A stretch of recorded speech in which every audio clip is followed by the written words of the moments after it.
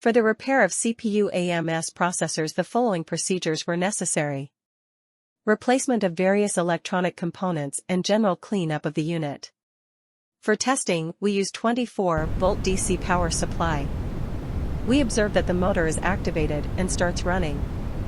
The indicator lights also turn on, signaling proper operation. No further testing is possible due to the absence of additional units.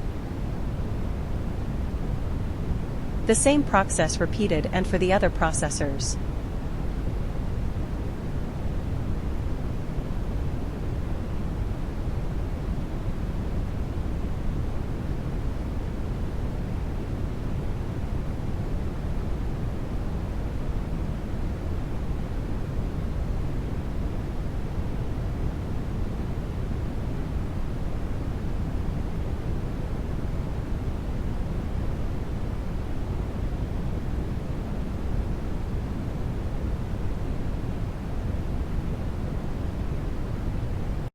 It is now clear that the CPU AMS processors is working successfully and is ready to be delivered to the client.